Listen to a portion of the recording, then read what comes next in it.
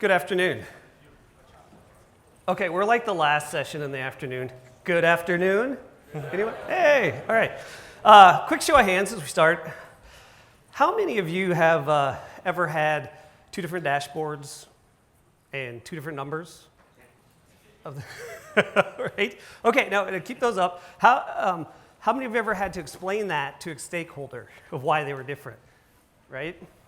Here's the kicker. How many that explanation took more than 30 minutes in maybe a whiteboard? Yeah, me too. I'm Rob Vicker from EMC Insurance, and along with my co-host, Lecocq from Analytics 8. We want to talk to you about how we solve that. Not with better documentation, not more meetings, God forbid a whiteboard, but with the DBT Semantic Layer. Now, before we really dive into the problem, let me give you some context about who we are and kind of how we got here. EMC Insurance is a multi-billion-dollar property and casualty insurer. We've been around for around 100 years, which that's great for brand trust, but it also means we have like 100 years of tech debt. And so early in 22, we started our digital transformation journey. And when I say digital transformation, before that time, we were basically completely mainframe based. So we had no EDW, no cloud footprint, no modern analytics stack. If you wanted a report, you either had to know COBOL or you had to know somebody who knew COBOL. So when we implemented Guidewire, which is a modern SaaS insurance suite platform, this was a massive lift for us. We were just like adding or changing some new software. We were trying to go from 1985 to 2022 all in one go. Now, because we had no warehouse, we also purchased Guidewire's data product for their dimensional modeling.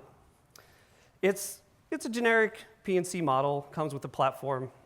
And look, it got us off the mainframe. That was our first thing, and we achieved that for the most part.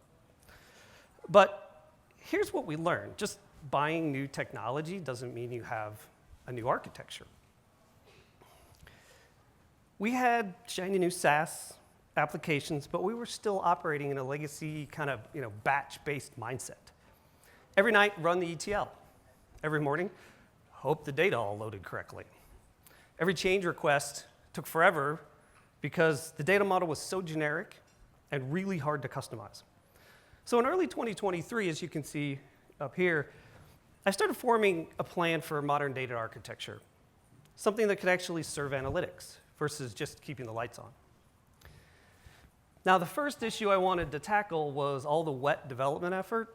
Wet, opposite of dry, write everything twice, or in our case, write everything like literally 100 times or more. We'd actually just taken copy-paste SQL everywhere. So we were maintaining the same logic in multiple places, truthfully spending more time on maintenance than on innovation. Well, the solution, DBT, we're here, we're at Coalesce. So at this point, our pipelines are humming along, right? Data's flowing out of Guidewire into Snowflake every night, and everything's good. And then somebody asked a simple question. Alexander, what was our loss ratio for the last quarter? So time for a real quick lesson in property and casualty insurance for those of you who haven't had the chance to work with it. Loss ratio is the metric for defining profitability.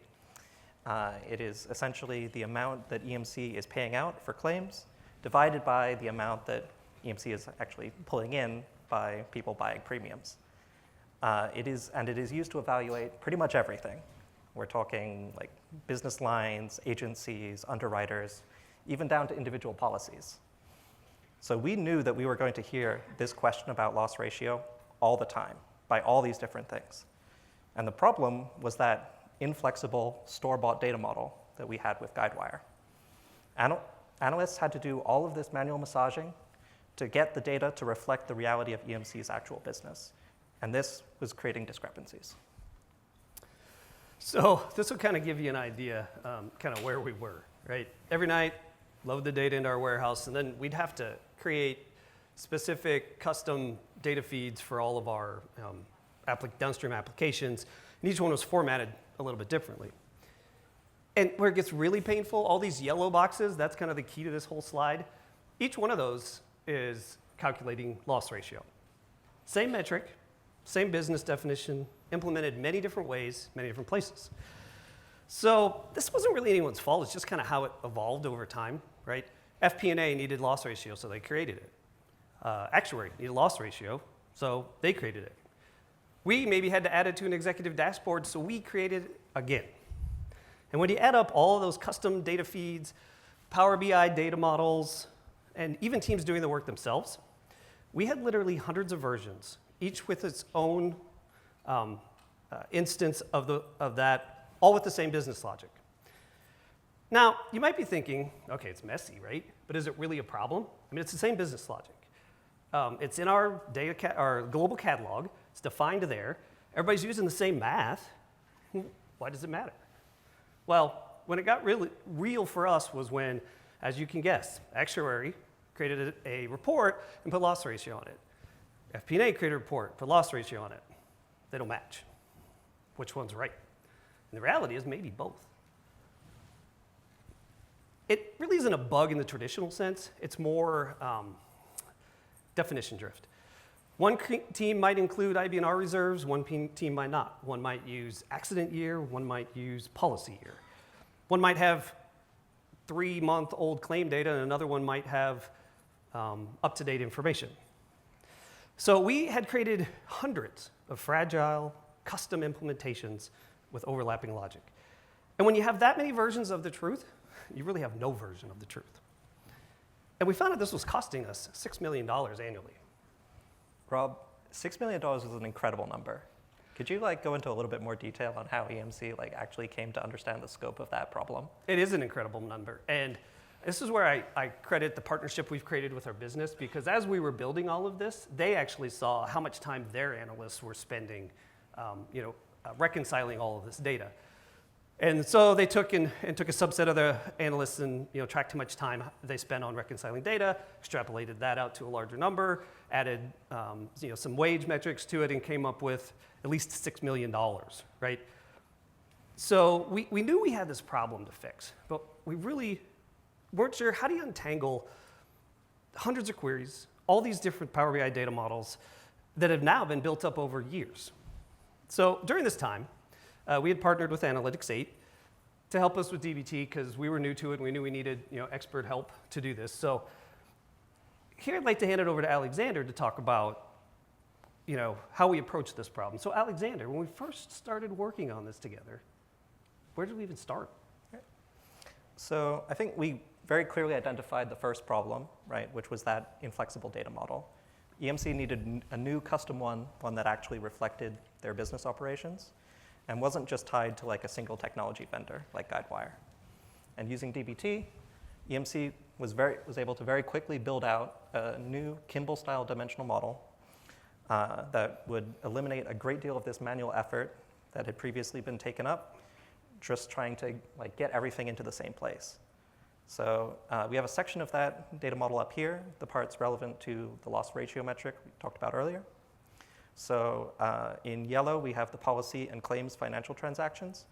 So these actually originate in entirely different Guidewire databases. We brought them together, we combined them with our pre-Guidewire legacy data, and then we tied them to a set of conformed enterprise metrics that we have in blue. Some are shared, some are not. And again, some of these also originated in entirely different systems, like Duck Creek. And what was amazing about working with DBT is that each of the products that you see up here on the screen could be worked on in parallel by a dedicated team. So EMC split up their data engineers, they combined them with subject matter experts, with BI analysts, and each of those worked to incrementally deliver new facts, new dimensions, all at once. And I think it's a testament to how easy DBT makes it, right? That they were going from releasing new code every couple of months to weekly and often more frequently than that. So this was a great first step, but we knew that we couldn't solve absolutely everything with Kimball dimensional modeling. Otherwise, this talk would be called something quite different. So loss ratio is the real sticking point here. It's our golden metric, but it's a little bit more complicated. So the underlying loss and earned premium metrics are these relatively straightforward additive metrics, right, on the two fact tables I showed earlier. But to derive the ratio between them, right, we need to aggregate those metrics separately, join them together on their shared enterprise dimensions, and then perform the calculation. And given the number of enterprise dimensions we knew that we wanted to slice and dice this metric by, we knew it was never going to be feasible to try and pre-calculate every possible permutation of that and store it in the warehouse. On the other hand, though, if we just offered the components of that metric separately and had that calculation be performed in the BI tool, we were just fragmenting that definition all over the place yet again. What we needed was a place for those metric definitions to live that wasn't like in materialized tables and views in our database, but was still managed within the data layer. So this is where we, right, the semantic layer. I was actually thinking about like how I've, and probably many of you in more on-prem, more legacy systems, creating cube solutions, OLAP cubes.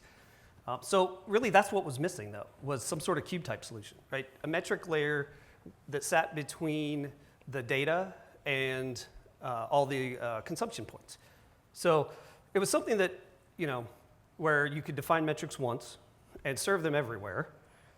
But to be honest, I wasn't really sure what it looked like in like a modern cloud stack. So luckily, in October of 2023, I attended my first Coalesce. Some of you may have been in San Diego there. And like me, if you were sitting there at the keynote when they announced on stage, talking about the newly redesigned DBT semantic layer. And this semantic layer was driven by the acquisition earlier in the year of Transform, right? Integrating metric flow in there into the platform. And I'm listening to everybody describe it, seeing some of the demos, and I'm thinking, yeah, this is exactly what we need. Metrics defined in code, version controlled, living where the models that create those metrics are built, and then served up through APIs so we can consume them consistently. Now, for context, to everybody, for people that weren't there or don't know the history, Transform had already built a really good purpose-built metrics engine called Metric Flow. And it was really good for this space. Now, the piece that wasn't quite there was, it was still another piece you had to integrate. It's another piece of software you had to pull in. So when DBT said, hey, we're going to bring this into the platform, I was like, yeah, we're in. So it really brings metrics as a first-class citizen, right? And then it shows that DBT was sold on the fact that metrics governance is foundational to modern analytics. And if they were betting on it, we probably should too. And I would say even more so after the announcement this morning of the open source of metric flow and the formation of OSI announcement a few weeks ago, shows just how important this is to a lot of companies. If they're going to open source this, that means they understand that we can't have one version of it. We can't have every different product, whether it's Snowflake, whether it's DBT, et cetera, creating their own version. We have to be able to universally hit the metric layer from any kind of endpoint. So there's some pretty big names, big companies that are very invested behind this, and I'm really excited for what that's going to bring for the future. And now, to be honest, this was really easy for us. We didn't have any OLAP cubes. We didn't have any SSIS or SSRS packages. So this was all greenfield. It was an easy decision. And a lot of you probably out there, sitting out there thinking, well, that's great for you, but we do have all of that, right? Like a lot of companies, you've built up all of that metric layer or OLAP cubes. And you're like, why would we rip it out and rebuild it in DBT? Great question. So the way I would look at it is, similar to what we did, is to look at what's your top metric or what are your metrics and how many places in your company are those defined. And you could start to count up every SQL query that defines, for us, loss ratio or net revenue, and all the different places. Say there's a Power BI data model defines customer acquisition costs, et cetera. So once you do that, add up all the effort, the time, and the cost it takes to maintain all of those different versions. And now when the business changes how they want to calculate some of those, how many places do you have to change that? Every time there's a discrepancy, how many hours go into reconciliation? Every time you have to onboard a new analyst, how long before they know which is the right metric to use? And I would say when you get to that point, you're probably going to be more like, can you really afford not to centralize it in the data layer? So anyway, that's how we got to the semantic layer and that decision. Now I'd like to do a little bit more, what I think is a little more fun. I'm going to kind of set this up because we have to run through. We can't quite pause the video. But I created a video of this, and yes, even me, who doesn't code very much, was able to create this. There's 3 different flavors of showing how we hit the metrics. One is Power BI here, and this actually goes out to a saved query as an export that was created by the semantic model. And as you'll see, it's just like any other table that you're hitting inside from Snowflake. And then instead of picking all the different fields and connecting things together, I just picked the metric, picked my dimension that I want anything to come from. You probably aren't going to be able to read this really quick, so I will read this as this number comes up. Remember this, 2,054,078,000 and some change. Just hopefully that'll ring true. Now we have another one hitting that same save query through Sigma, more of a natural language processing interface. But it hits again that same data that's been saved in Snowflake, and then we use that Sigma to create this. So as it starts rolling through this, we don't have to define things. We haven't had to set up any of the reports, right? It's going to eventually here in a couple seconds get to where it actually starts to show a graph very similar to what we saw before. And again, I will read this because this is the really fun part. 2,054,078,000 and some change. Exact same number to the penny. Now, the third one, I actually built this off of a blog by Doug Guthrie a couple years ago. It's inside of Snowflake. It's a Streamlit app that I did, and this is hitting real time through the GraphQL API. Thank you. And you're going to see as I zoom into this, it's going to be exactly the same number. It's a whole different way of doing it. It's more live, and again, 2.054079 rounded billion. And I was able to take that one, build it. Yes, I haven't done Python in a while, so thank goodness vibe coding has become a thing. I was able to debug everything. But the real key here is that through this, we've shown it's possible you can hit it from wherever you're at, right? We define the metric in one place. Yes, we had to because of the connectors. One is live and the other two are from a saved query, but it's still the exact same model that's creating those. Yep. Now, here's a couple of quick lessons that I want to kind of tell you about that. So things are moving fast. We heard that this morning. They're already changing even today, right, with metric flow open sourced. The connectors, lots of them are in beta. Lots of the ones we're still working with. So don't get discouraged, though, because it is possible. You saw from this of what we can do, and I'm really excited for what this is going to bring for the future because we're, DBT, Snowflake, and others are sold on it. Yep. So I think the first and probably most obvious lesson here, right, is this isn't really a technical problem, right? This $6 million reconciliation issue, cannot be solved without our users adopting our solution. EMC's old ecosystem was full of these desire paths, right? These places where the built design didn't actually match up to the reality of how people were using it. People were used to forging their own ways to get to the data that they needed and kind of ignoring or going around existing processes. So this was this was our North Star all the time as we were doing this. We are really prioritizing getting people on board with using it. Because it's also a warning, right? If people feel that they can't get to the data that they need, they'll just go around us. They'll export it to Excel and never let us know. That never happens, right? Yeah. Exactly. So the second lesson, I think, actually might be a little counterintuitive given what I've just said, though. And that is that there was this starting temptation that we needed to drive absolutely everything through the semantic layer in order for it to be worthwhile. And I don't think we found that to be a very productive mentality to have, actually.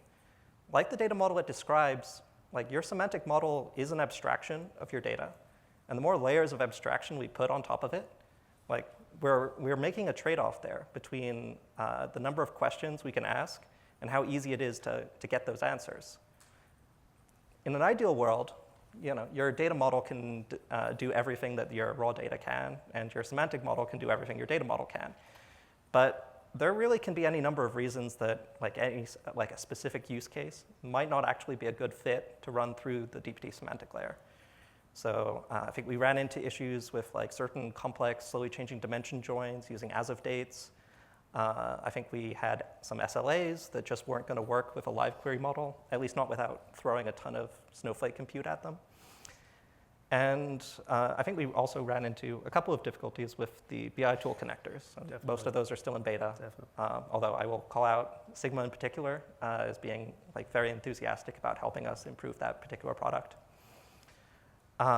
So I think the lesson here really is that like if you find yourself kind of overcomplicating your semantic model to try and make some specific use case work, really step back and consider, like, am I making this more difficult for everyone, right? Am I like endangering the adoption of this solution as a whole by trying to make that one specific use case work?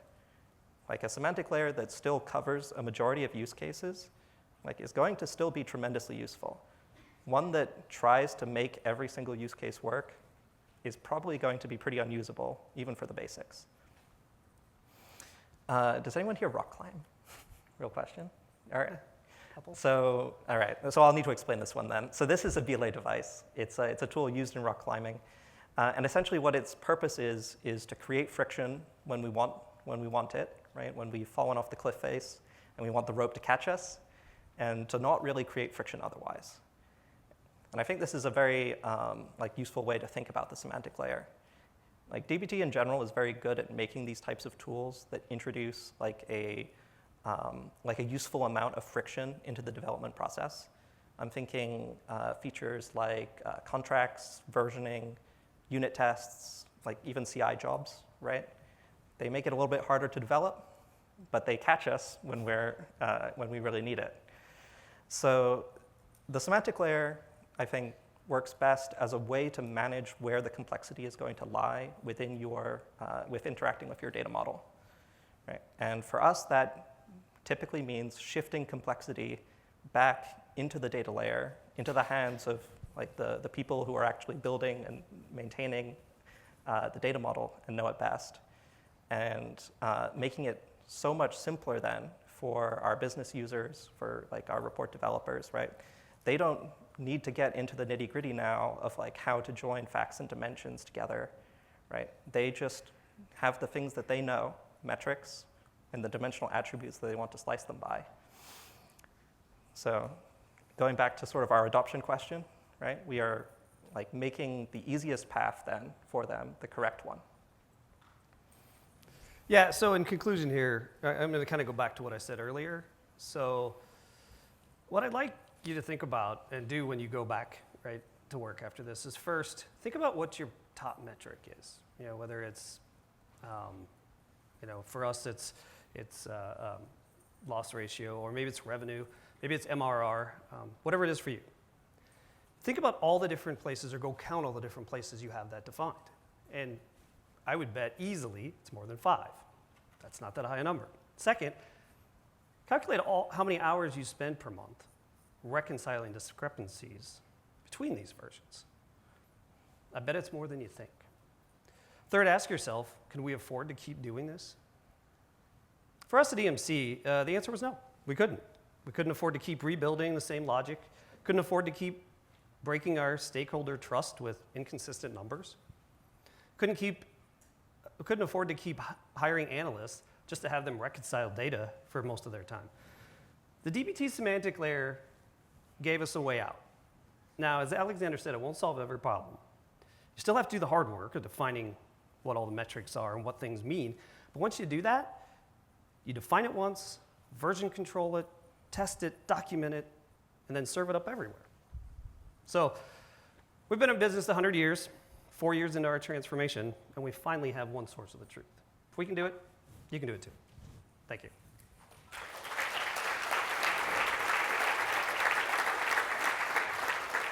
And I think we have a little bit of time for questions if anybody has those. I thought there was a mic going around. Yep, look at that, right next to the mic. Well done. Yeah, thank you very much.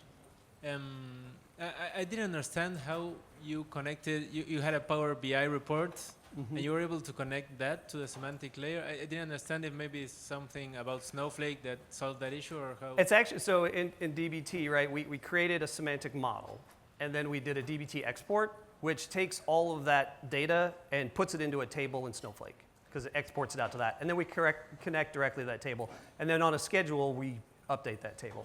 Okay, okay. So it's physically, you know, in Snowflake. Okay, thanks. What did you think was the layer, like the level where it became too difficult? Like, we also have a KPI that's based on rate, and it's something we would also like to model or like put in a semantic layer.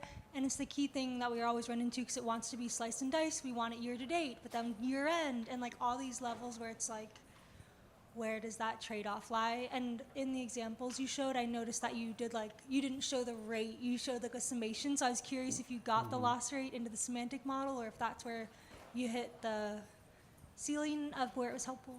Yeah.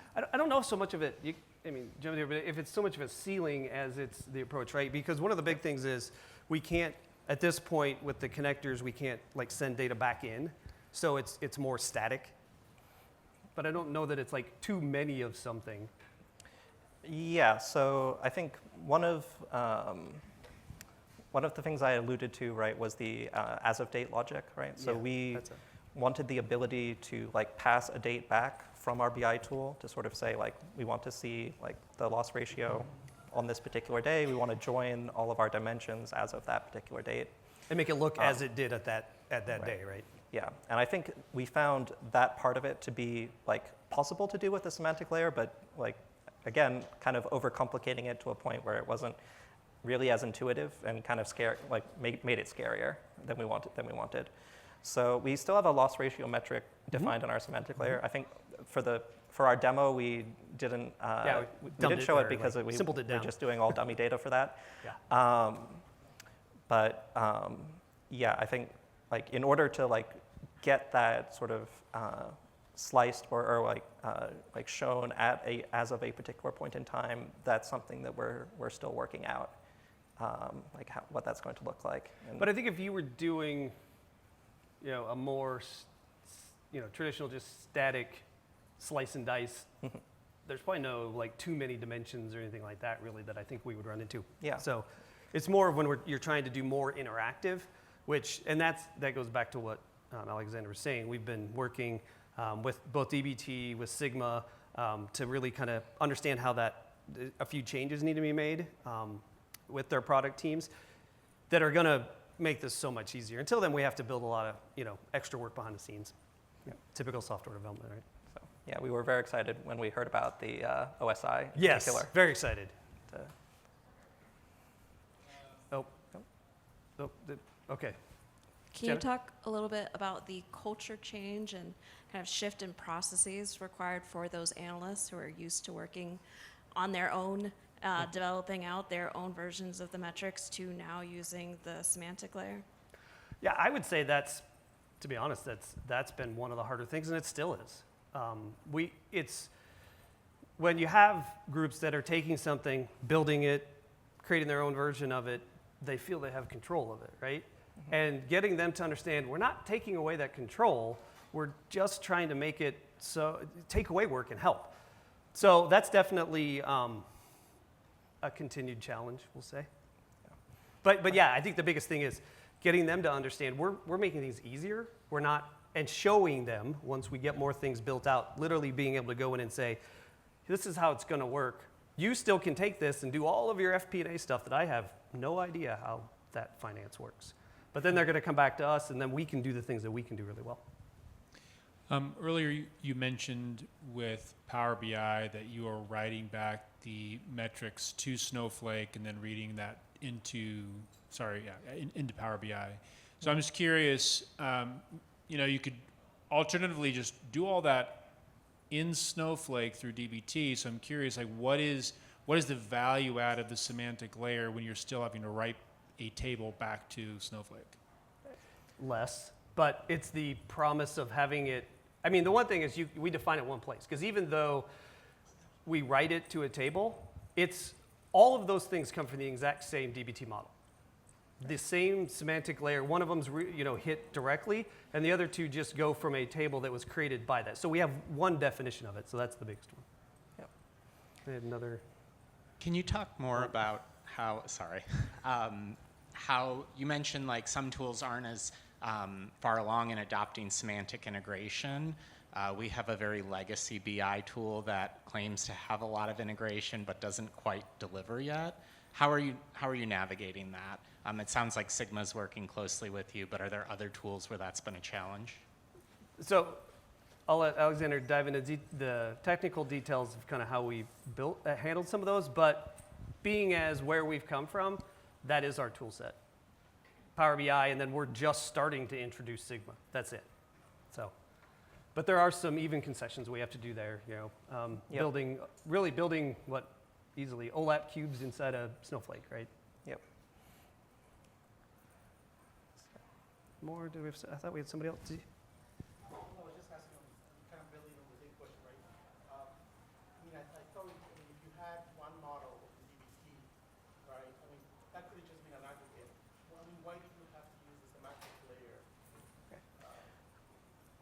So so the question was why not just create like a DBT model that like aggregates it to that level and have the logic live there?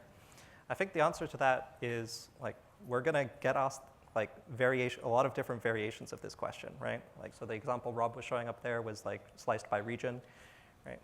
Could be by agency, could be by year, could be by every combination of like agency, year, underwriter, right? Yes. These are many different possible permutations. We define like the world of possibility there in the semantic layer, and then for each time we need to like serve that up in that particular way, right? For whatever reason, right? Maybe, again, there's an SLA where we don't want to do a live query. We want to like save that data somewhere so it could be read that much faster. Like it is just a matter of referencing those dimensions in the semantic layer, saying this is the metric that we want, like defining that as a saved query, rather than defining an additional like calculation of our loss ratio metric and have that exist in multiple models, right? Yeah, a semantic model is just YAML. It's not, there's no logic. There's logic through saying what the facts and dimensions are and what the metrics are, but you're not actually like doing SQL for all the different pieces. You're just giving it, here's all the different things. And then when you make a submission to it, it goes, oh, you want this metric, these dimensions, I will dynamically create that for you. So we don't have to code that in. In the Kimball model that you have showed with the two-fact table and the other dimension table, so there you already have all those dimensions defined where you can filter. So I'm wondering, when you have that model with all the dimensions on the sides and two-fact tables giving you the value, what is the necessity? And also you mentioned that you're taking all the data from various sources and feeding into only those two-fact tables. Then you'll have a centralized location for your metric. In such case, I'm still wondering what the necessity to have a semantic layer. I think it's that dynamic ability, right? We don't have to program in that dynamic ability. We don't know what they're going to ask for. So in like the world of self-service, right? They could pick 1, 2, 12 dimensions, and we don't have to make any of those joins in the DBT models. The semantic model, semantic layer, that YAML is going to do that for us. So there is no like Kimball like fact table, right, that represents loss ratio, right? Like we have the earned premium and we have the reported loss. So the pieces that make up that The calculation. pieces that make up it, but they live at different different fact tables. They have different granularities, right? There are different dimensions that are going to be on claims that are different from policy, right? And so, like the ability of the semantic layer to sort of dynamically say, this is the overlap, right, in the dimensions that exist. These are the ones that we're going to offer for loss ratio, right? And I'm going to aggregate each of these fact tables separately, then join them together, then perform this calculation, is really the like the utility there, right? Like we couldn't build a Kimball like star schema that could do that. No. We do have that Kimball model. But loss ratio, if we went back to that, is not on there. Yeah, there is no The pieces column that on that for loss ratio. Yeah. We built that dynamically based on measures that are in there, that are on those facts. I would say, I mean, I'm kind of looking at your face. We kind of had the same thing until you got in there and did it. Yeah. Right? You get in there, you start playing with it, and it starts to really make sense. All right, cool. All right. Sounds good. Thank you. Thanks.